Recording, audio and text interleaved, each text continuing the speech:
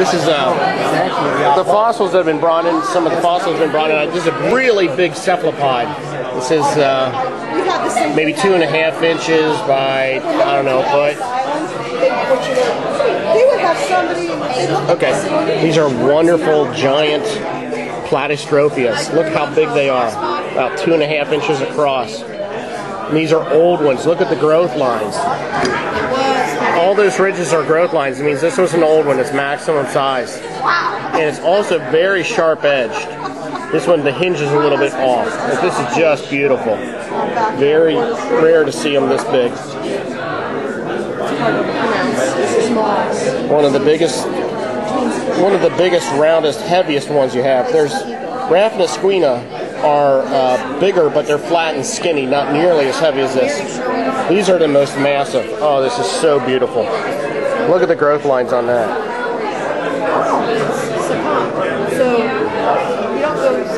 Just a thing of beauty. They make wonderful paperweights for those who are into paleontology. Just beautiful. And then by the time we drive all the way out there, it's a little skinnier.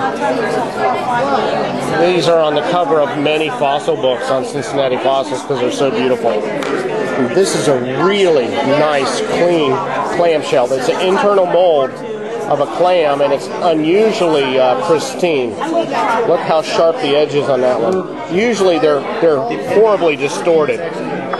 This is far more typical of the way they come out. You can kind of tell it was a clamshell, but they're so weak, the outer shell doesn't preserve, and then they get squished and bulb out. So you can barely tell what this one is. Here's another one. You see how you can, it almost looks like it's not a fossil. You have to be a little bit aware of what these clamshells look like.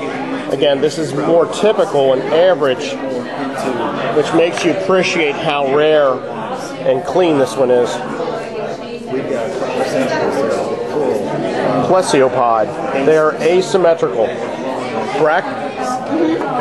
Here's asymmetrical. So here's the axis. This axis is right down the middle, perfectly symmetrical. Here's another really big cephalopod. Pyrite on one side. And it's obviously trying to curl up and then got swashed to the side. You can see the layer compared to his orientation. You want to tell me anything about it? Whatever you want about it. Okay, well this is Phacops crassituberculata that evidently tried to curl up and did curl up, and then a landslide came over and sheared it sideways and squashed it a little bit. You could actually see some of the lines of the mud curving around it when we found it in the matrix before it got cleaned up. It's got a little bit of pyrite on the left side. Left that there because it's pretty. Now you can see how I didn't quite perfectly clean it, but that's okay. But yeah, gotta be careful with the pyrite. Sometimes. Go ahead. This is Platycerus arconensis from Arkona, Ontario, Canada. It grew very large spines. You can see like 2 or 3 of them on this one. One of them's broken off. One of them's covered with coral. And down below it there's crinoid. I think that's Arthracantha. It's still mostly covered, most of its arms are covered up, but that's the calyx. Then above it there's a cephalopod, Bactrites. It's been pyritized, sort of semi-iridescent there, and a crinoid root and a few other bits of crinoid stem. What's this right here above my little finger? Right there. That's the crinoid calyx. Oh, okay. Of Arthracantha. Okay. And his arms go all the way out. Oh, yeah. Wow. It's really good detail at that place, but it's hard This is in Canada. Where were you? Yep, Arkona, Canada. Okay. It's a work. This is the real specimen. It's kind of hard to see in the sliding, but this photograph shows off the cephalopod. And anything you'd like to add? Yeah. Where is this from? This is from Stonington in the Upper Peninsula of Michigan. And as an adult, it would lose this part of the shell and just float sideways because the air chambers are to the top of the ship.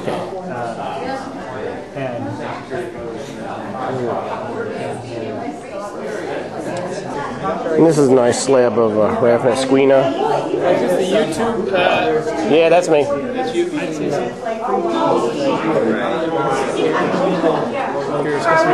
There's a little trilobite head and isotelus part. All kinds of junk in there. And there's a cephalopod there. And what neighborhood was this found in? I found that. Coreyville? No, I found it on that entry ramp. Oh, this is a big trilobite collection from Caesar's Creek. Okay. Somehow ended up with less paper towel than I had before. Everything was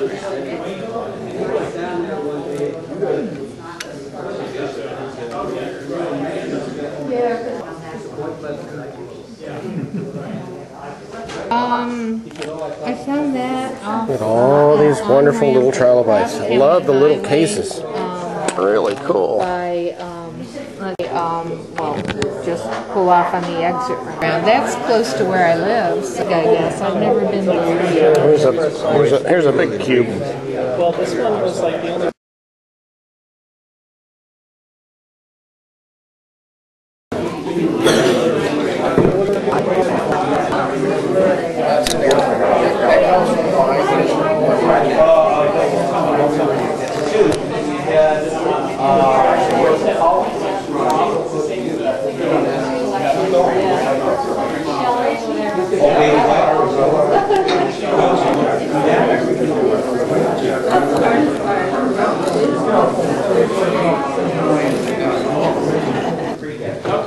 This is the fossil kit being bagged, selling the fossil kits. So what happens is everybody brings in their excess fossils, the common fossils, and they bag these and they sell these to the Natural History Museum.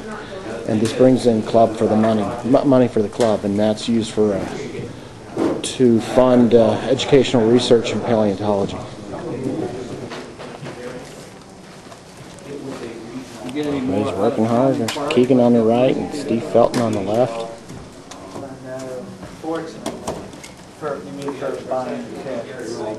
Joe Heindrock on the right.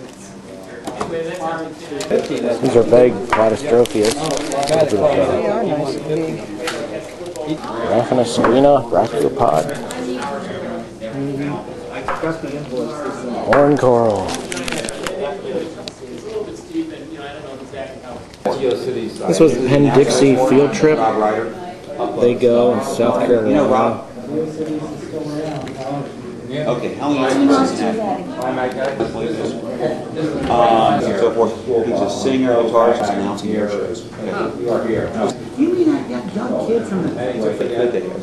Have you ever heard him announcing air shows? No, I said, into any air show that he does.